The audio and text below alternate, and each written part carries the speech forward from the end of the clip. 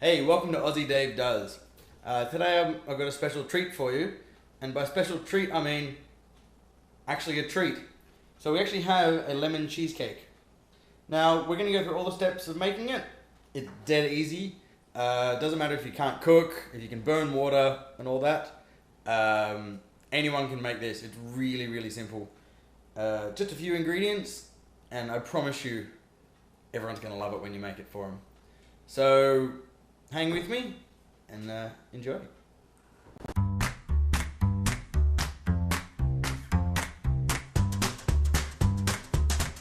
Okay, so step one. What we need to do is we actually need to crush our wine biscuits. Now, don't use a food processor. You'll find it'll make the crumb too fine and it won't stick together, and it's not really going to give you a good base. So what I suggest, takes a bit of time but good results. Basically, you lay out your biscuits, some of them, on a greaseproof paper. Basically, you fold it over, and then you basically crush them with a rolling pin. Now, if you don't have a rolling pin, wine bottles work great. I've used wine bottles actually most of the time I do this because I've never had a rolling pin. Basically, crush them until they're really fine, roll them. The reason why you do it in greaseproof paper is it makes it very easy when you're actually trying to pour it into your bowl. So now I'm going to get started. It's really hard to actually hold this and kind of do this at the same time. So back to you in a second. Okay, just to let you know how I get started on doing the crushing. I basically bang it with the bottom of the bottle first, and then I roll it. So we're going to start off like...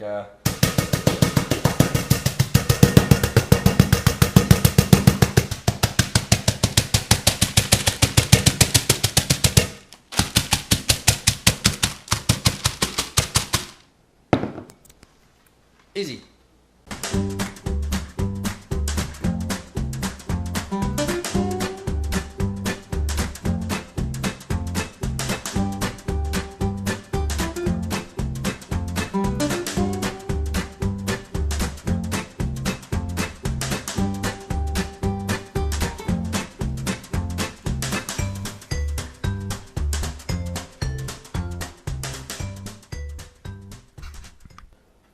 Okay, so that's the first couple of biscuits done. Now this is what it looks like roughly. So you'll see that it's fairly fine. I can actually go a little bit finer. I like having a bit of variety. Don't want it all the same size, but roughly that kind of size. If you can make it, nice and fine by crushing it. Good. So basically, crush all the biscuits and put it in your bowl, and then I'll see you in the next step. Bye. Okay, so I've chopped up all the biscuits. So you can see there's a couple of different sizes of crumb in there, which is really good. Now the next step is we're going to melt the butter and add the butter to the rest of the biscuits to make the base. But we're also going to be adding some lemon rind. So I'd suggest before we go to melt the butter, we'll start off by getting the rind off some lemons. So get out your trusty grate and just go nuts. Grate all of them. Basically get as much as you can. We're going to only add a little bit to the base, but the rest we're going to actually add to the filling, which is fantastic. So, grate your lemons, and I'll see you in a second. Okay, so now that we've grated up the lemon rind, we're going to be cutting up the butter to whack in on the stove. So the fact that this stick of butter is 250 grams, we're basically going to cut off a bit of the end and then use the rest. So what I'm going to do is I'm going to chop it up into little cubes and then whack it on the stove. Okay, I have a pot here filled with hot water. I got a pot on top. This will help actually make it a much more evenly heated up butter.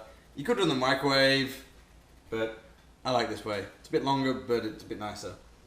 So basically we just kind of dump it in, and then with your trusty wooden spoon, just mix it all up and let it all melt.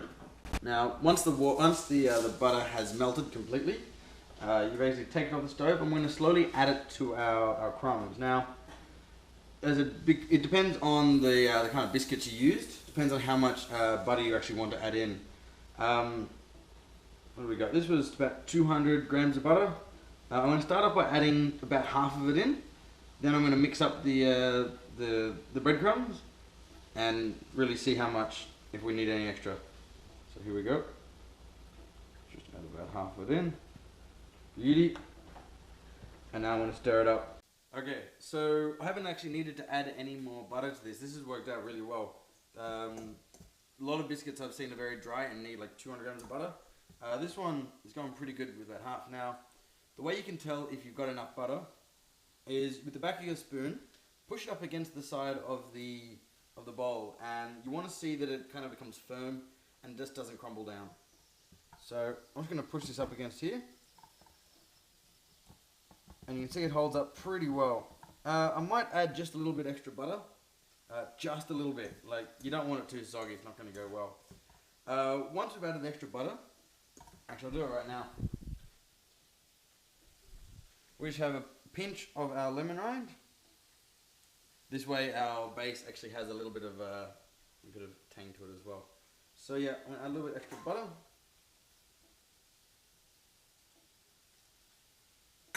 That should be enough.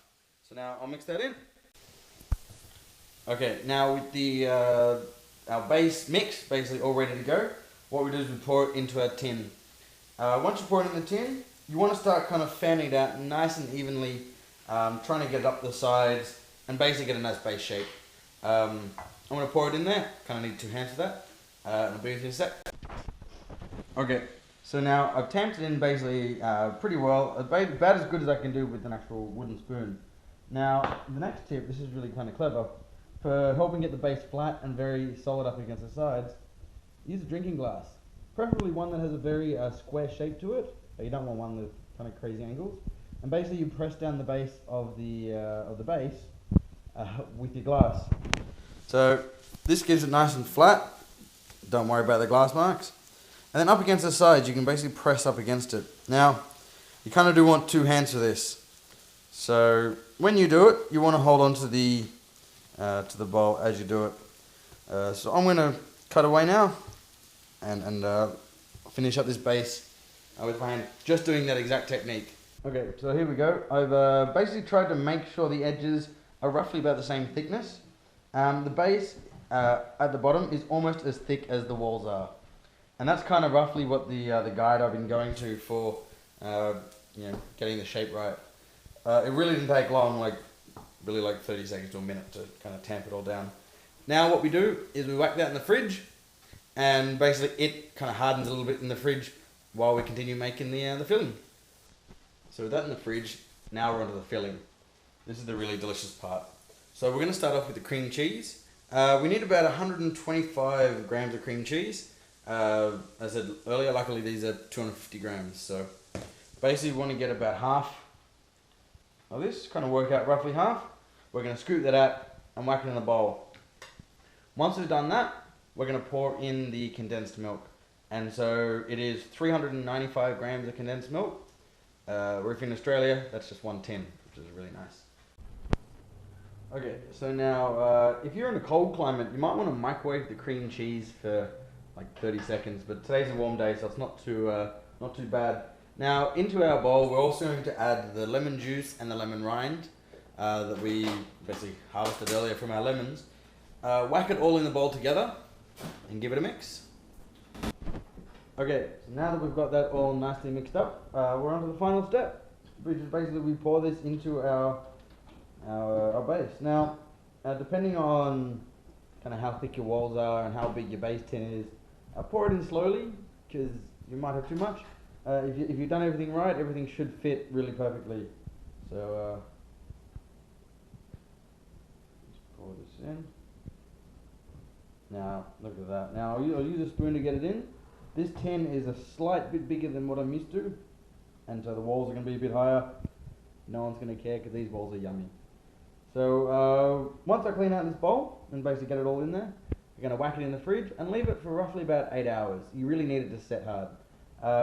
This will also melt, so if it's a hot day and you're trying to serve it straight from the fridge. You don't want to kind of leave it out on the counter for a while because it kind of gets a bit runny, and no one wants a runny cheesecake.